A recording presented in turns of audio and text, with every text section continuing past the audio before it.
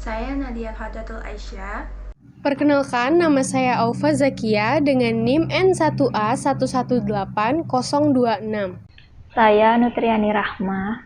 Nama saya Meldi Nur Anissa dengan NIM N118078. Perkenalkan, saya Devi Anievita dengan NIM N1A118070. Di sini, saya dan teman-teman saya akan menjelaskan bagaimana pengumpulan dan pemrosesan spesimen pada suspek yang terpapar bahan kimia beracun. Saya akan menjelaskan bagaimana petunjuk umum untuk pengumpulan spesimen pada dugaan yang terpapar bahan kimia beracun. Apabila ditemukan suspek yang terpapar bahan kimia beracun, maka untuk pengujian spesimen sangat diperlukannya laboratorium penunjang atau jika memungkinkan mengirimkan spesimen ke laboratorium pusat. Tujuan pengujian spesimen adalah untuk mengidentifikasi apa saja agen penyebab paparan tersebut. Nah, dalam pengumpulan spesimen, biasanya spesimen yang diambil yaitu berupa darah dan urin, karena kedua itu sangat mudah untuk diakses. Lalu, spesimen harus disimpan atau harus terjaga suhunya di suhu rendah agar tidak terjadi degradasi atau penurunan mutu kualitas spesimen. Bahan yang diperlukan di dalam laboratorium penunjang untuk dilakukannya pengumpulan spesimen yang pertama adalah satu sentrifugasi. Sentrifugasi adalah teknik pemisahan serum dengan cara pengambilan darah di vena. Bagian darah yang akan dilakukan sentrifugasi dibiarkan membeku selama 15 menit sebelum diproses lebih lanjut. Lalu setelahnya akan diproses oleh alat sentrifugasi dengan kecepatan yang sangat tinggi. Gunanya untuk melakukan pengentapan atau proses sedimentasi pada darah, sehingga bagian padatan pada darah serta cairan pada darah terpisah. Bahan yang kedua adalah kulkas dan freezer. Pastikan freezer bebas dari embun buku. Bahan ketiga adalah es kering. Es kering ditaruh ke dalam kontainer pengiriman, gunanya untuk menjaga spesimen tetap berada di suhu rendah saat pengiriman. Yang keempat adalah tabung pengumpul. Yang kelima adalah pipet. Yang keenam adalah aluminium foil. Nah, bahan-bahan tersebut harus dipastikan bebas dari kontaminasi asing. Hal yang harus diperhatikan dalam pengumpulan spesimen adalah yang pertama, selalu menjaga kebersihan alat-alat serta menjaga spesimen bebas dari kontaminasi asing. Yang kedua, spesimen harus berada dalam suhu rendah atau beku, gunanya untuk menjaga mutu spesimen. Yang ketiga, jangan lupa untuk memberi label pada spesimen, dan apabila spesimen akan dikirim ke laboratorium pusat, pastikan memberikan label kode batang pada spesimen sehingga laboratorium pusat mudah untuk melacak spesimennya. Jika waktu memungkinkan, sebelum melakukan pengumpulan spesimen di lapangan, ahli epidemiologi dapat menghubungi laboratorium pusat menggunakan perangkat lunak. Kali ini saya akan membahas tentang pedoman pengumpulan spesimen klinis. Pedoman ini digunakan untuk membantu tim pengumpul menentukan spesimen yang dikumpulkan menurut prioritas dalam berbagai situasi berdasarkan jenis paparan beracun. Dilihat pada tabel di samping, terdapat 3 jenis diduga racun, yaitu organik, anorganik, dan juga yang tidak dikenal. Di sini telah diurutkan spesimen berdasarkan prioritas, ada serum, urin, darah utuh, dan juga berbagai jenis antikoagulannya. Di sini juga telah dibagikan ukuran ataupun berapa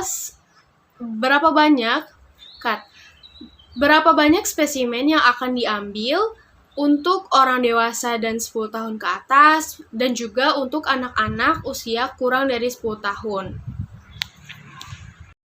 Contoh kemungkinan keracunan lingkungan adalah yang pertama yaitu organik. Contohnya itu seperti dioksin, furan, senyawa organik volatil atau VOCs, lalu senyawa perfluorinasi, kotinin, dan lain sebagainya. Sedangkan pada keracunan anorganik yaitu logam berat seperti timbal, arsenik, nikel, merkuri, kromium, timah, berilium, termasuk bentuk tertentu dari merkuri dan arsenik, dan juga jejak logam esensial seperti selenium, besi, seng, tembaga, kalsium, magnesium, mangan dalam kasus kelebihan beban, dan lain sebagainya. Untuk otopsi bahan seperti hati, retrospek, ginjal, dan jaringan paru-paru, dan juga untuk cairan seperti darah, air seni, isi perut, diletakkan jaringan yang baru saja dipotong ataupun cairan ke dalam plastik sekrup yang steril yang sudah disediakan oleh DLS.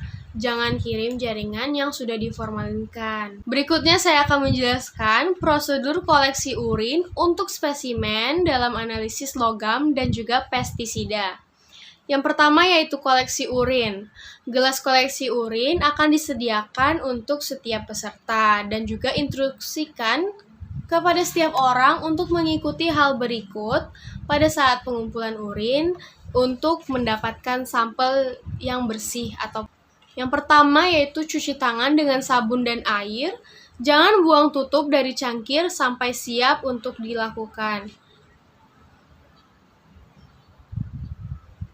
Jangan buang tutup dari cangkir sampai siap untuk dibatalkan, karena perlu diingat, paparan ke udara harusnya diminimalkan.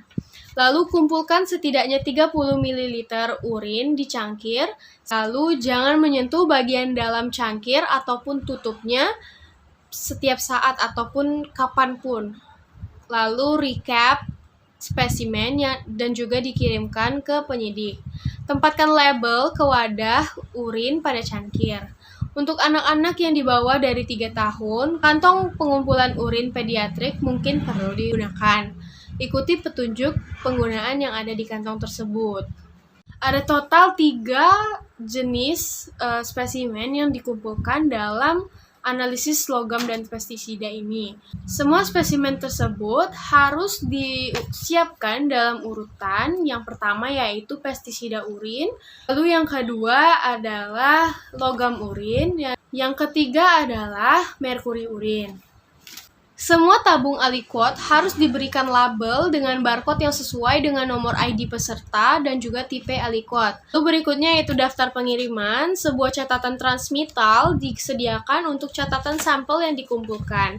Tandai yang sesuai untuk menunjukkan jenis aliquot yang dikumpulkan, tanggal dikumpulkan, dan apapun masalah yang ditemukan pada saat pengumpulan, penyimpanan, maupun pengiriman spesimen.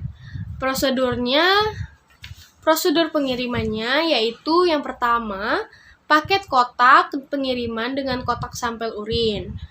Tempatkan setiap kotak di kantong plastik yang bisa dibuka kembali sebelum dikemas. Isi perisai atau pelindung dengan es kering, tutupi dengan tutup styrofoam, dan selotip di luar flaps. Tempatkan label es kering di luar kontainer dan tulis jumlah es kering di dalam wadah tersebut. Baiklah, di sini saya akan menjelaskan tentang koleksi spesimen yang digunakan untuk identifikasi mikroba. Sangat penting bahwa Ahli epidemiologi lapangan menghubungi laboratorium pendukung khusus sebelum mengumpulkan spesimen, karena setiap laboratorium pengujian memiliki protokolnya sendiri. Jika berencana untuk mengirimkan spesimen ke CDC, perlu diketahui bahwa spesimen tersebut dikirim ke CCID atau Pusat Koordinasi untuk Penyakit Menular yang nanti akan diujikan di salah satu laboratorium yang sudah tersebar di negara tersebut untuk memastikan spesimen tersebut berhasil dikirim atau didistribusikan ke laboratorium yang sesuai, maka harus dikirim ke Pusat Pengendalian dan Pencegahan Penyakit yang ada di Atlanta. CCID menyediakan layanan laboratorium khusus untuk Departemen Kesehatan negara bagian dengan keadaan yang khusus dan jelas. CCID ini biasanya tidak menerima spesimen yang dikirimkan kepadanya dari Dinas Kesehatan Daerah, rumah sakit, ataupun dokter swasta. Karena spesimen yang dikirimkan ke CCID haruslah dikirim terlebih dahulu ke negara bagian. Apabila negara bagian menganggap perlu untuk dilakukan pengujian dan sudah memenuhi persyaratan dari CDC, maka spesimen tersebut akan dikirimkan oleh negara bagian ke laboratorium CCID untuk dilakukan pengujian lebih lanjut. Berikut ini ada beberapa jenis spesimen yang dibutuhkan dan dilakukan pengujian yang bertujuan untuk mengidentifikasi agen mikroba. Sebagai contoh yaitu chlamydia dan pneumonia. Biasanya spesimen yang digunakan itu berupa nasopharynx swab, OP swab, dan serum. Nah, untuk mengidentifikasi agen mikroba yang ada dalam spesimen, biasanya menggunakan culture dan PCR. Contoh kedua yaitu pada penyakit COVID-19 atau coronavirus. Jenis spesimen yang digunakan adalah respiratory dan biasanya untuk mengidentifikasi agen mikroba yang ada pada spesimen tersebut digunakan culture atau bisa juga dengan yang sudah biasa kita kenal pada saat sekarang ini yaitu rapid test PCR. Contoh ketiga yaitu pada agen atau penyakit hepatitis, baik itu hepatitis A, hepatitis B, hepatitis C, atau hepatitis beta. Biasanya spesimen yang digunakan itu berupa plasma dan serum. Kemudian untuk mengidentifikasi agen mikroba yang ada dalam spesimen, biasanya digunakan EIA atau enzim immunoassay. Contoh selanjutnya yaitu pada penyakit herpes simplex, biasanya spesimen yang digunakan itu berupa vesicular, brain, biopsi, dan selanjutnya adalah yellow fever. Spesimen yang digunakan untuk mengidentifikasi agen mikroba pada penyakit yellow fever atau yang biasanya kita kenal dengan penyakit kuning ini ada 3 spesimen. Yang pertama adalah sera, yang kedua adalah liver, yang ketiga nyamuk. Untuk spesimen sera biasanya identifikasi yang digunakan itu adalah virus isolation, kemudian rapid test PCR, dan IgM. Sedangkan untuk spesimen berupa liver, yang digunakan itu adalah real-time rapid test PCR dan kemudian ada histopatologi. Sedangkan untuk mosquitoes atau nyamuk, identifikasi yang digunakan untuk menentukan agen mikroba yang ada pada spesimen tersebut bisa dengan virus isolation dan real-time. Selanjutnya itu merupakan penyakit yang disebabkan oleh infeksi parasit. Nah, contoh agen atau penyakitnya itu adalah amoebasis intestinal. Spesimen yang dikumpulkan biasanya berupa sera, tisu, dan formalin dan PVA dari cairan suspek. Kemudian identifikasi yang digunakan untuk menentukan agen mikroba yang ada dalam spesimen tersebut biasanya menggunakan enzim immunoassay atau EIA dan direct examination, kemudian PCR. Dari penjelasan yang sudah saya jabarkan tadi, sudah bisa tergambar tentang jenis-jenis spesimen yang dilihat dari agen atau penyakitnya, kemudian apa saja spesimen yang digunakan, dan metode untuk mengidentifikasi mikroba yang ada pada spesimen tersebut. Pada bagian ini, saya akan menjelaskan topik yang lain, yaitu tentang Laboratory Response Network atau LRN. LRN atau Laboratory Response Network adalah kemitraan antara ACDC, APHL atau yang biasa kita sebut dengan Association of Public Health Laboratory, dan FBI yang menyediakan jaringan laboratorium di seluruh Amerika Serikat yang memiliki kemampuan untuk mengidentifikasi mikroba dan bahan kimia yang memungkinkan dalam terorisme biologis atau kimia. LRN ini didirikan pada tahun 1999 dan pada tahun 2006 itu hampir 150 laboratorium di seluruh dunia yang menjadi anggota dari LRN ini. Petunjuk pengiriman untuk spesimen yang dikumpulkan dari orang-orang yang berpotensi terpapar agen berbahaya kimia dan radiologi. Pertama, mengumpulkan spesimen. Adapun spesimen yang diperlukan dari setiap orang yang mungkin telah terpapar yaitu urin. Kumpulkan setidaknya 30 ml menggunakan wadah plastik bertutup sekrup dan isi secukupnya saja. Dan bekukan sesegera mungkin dalam suhu minus 70 derajat Celcius atau menggunakan dry ice atau es kering. Untuk pasien anak-anak, kumpulkan urin saja. Selanjutnya, darah lengkap dengan menggunakan 3 tabung tutup warna ungu ukuran 4 ml. Jika ukuran 3 ml, maka kumpulkan tabung keempat. Selanjutnya, darah lengkap. Gunakan 1 tabung tutup abu-abu ukuran 3 atau 5 atau 7 ml. Jika memungkinkan, tabung tersebut harus berbahan dasar kaca daripada plastik untuk meminimalkan kontaminasi.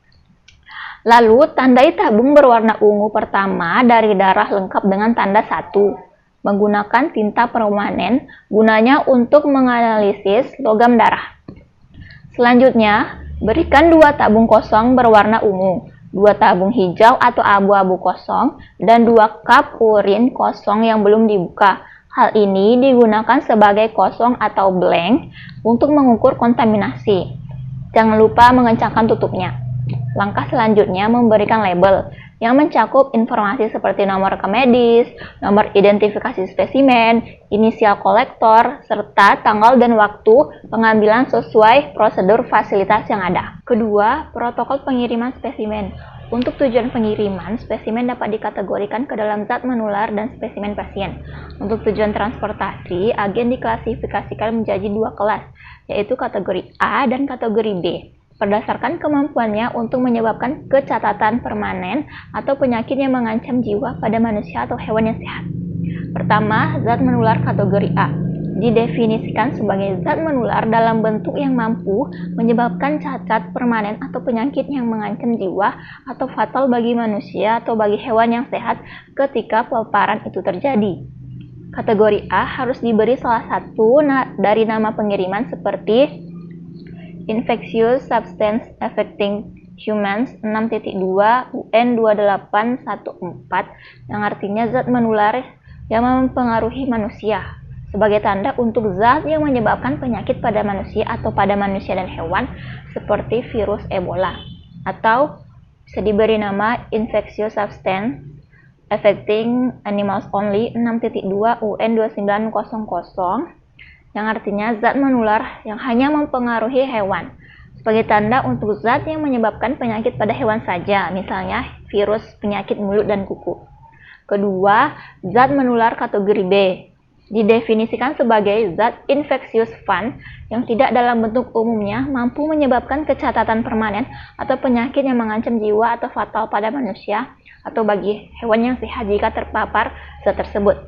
Nama pengiriman bisa diberi Biological Substance kategori B 6.2 UN 3373. Misalnya sampel darah pada pasien hepatitis B dan HIV. Kemudian kemasan. Pengemasan spesimen untuk pengiriman terdiri dari 3 komponen. Pertama, wadah spesimen primer, kedua, kemasan sekunder, dan ketiga, wadah kemasan luar. Nah, contoh kemasan untuk bahan kategori A dan kategori B bisa dilihat di gambar berikut.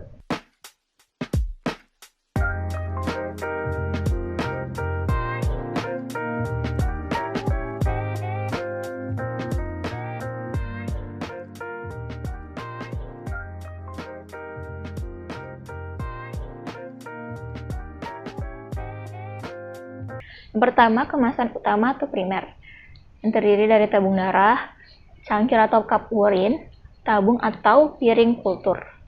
Nah, untuk memudahkan pemrosesan, bungkus spesimen seperti tabung darah dan tabung yang serupa dikemas bersama.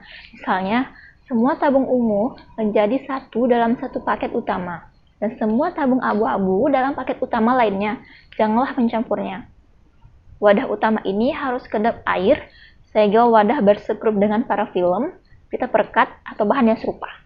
Lalu, tempatkan masing-masing dalam kotak berjejer yang dibungkus dengan bahan penyerap dan disegel di dalam kantong plastik styrofoam yang dapat ditutup rapat. Dalam merakit kontainer pengiriman, bahan pengepakan, dan dry ice, sebaiknya bekerja dengan cepat sehingga spesimen beku tidak akan terkena suhu lebih dari 5-10 menit. Jangan pula mengirimkan spesimen beku dan spesimen pada suhu 4 derajat Celcius dalam paket yang sama. Kemasan sekunder, tempatkan bahan penyerap di antara wadah primer dan kemasan sekunder dan pastikan bahwa bahan penyerap cukup untuk menampung seluruh isi wadah jika terjadi kebocoran ataupun kerusakan dari wadah spesimen utama. Kemasan luar, gunakan kotak papan bergelombang berinstalasi styrofoam TM. Kemasan luar harus cukup besar untuk semua penandaan, label, dan dokumentasi pengiriman. Perhatikan juga bahwa ada batasan volume bahan yang boleh ditampung di wadah luar. Mempersiapkan dokumentasi karena paket spesimen primer dikirimkan secara terpisah. Siapkan manifestasi pengiriman terpisah untuk setiap pengiriman atau paket sekunder yang terpisah di setiap pengiriman. Rantai pengawasan, formulir lacak mungkin diperlukan untuk beberapa pengiriman. Formulir lacak balak tidak perlu diangkut dengan spesimen. Namun, setiap entitas atau organisasi yang menerima spesimen harus menandatangani formulir lacak balak dari organisasi yang melepaskan spesimen untuk menutup rantai tersebut. Pelabelan dan dokumentasi untuk pengiriman. Kemasan yang berisi spesimen kategori A harus memenuhi persyaratan sebagai berikut. Label alamat yang mencantumkan nama lengkap orang, nama lengkap fasilitas, nama pengirim, dan nomor telepon dari pengirim ataupun penerima barang. Semua tanda atau label berbahaya harus berada di sisi kotak yang sama, berdekatan dengan label alamat sehingga dapat dilihat. Label harus menyertakan label infectious substances, nama pengiriman yang tepat, dan tanda sertifikasi paket spesifikasi PBB. Jika paket berisi es kering, label UN1845 dan label yang menunjukkan beberapa es kering dalam paket harus ditempatkan pada paket. Panah orientasi yang menunjukkan sisi mana yang harus diletakkan di sisi yang berlawan dari sisi paket. Jika paket adalah kotak barang berbahaya, maka perlu dokumentasi khusus atau formulir khusus sebagai persyaratan dari dokumen legal.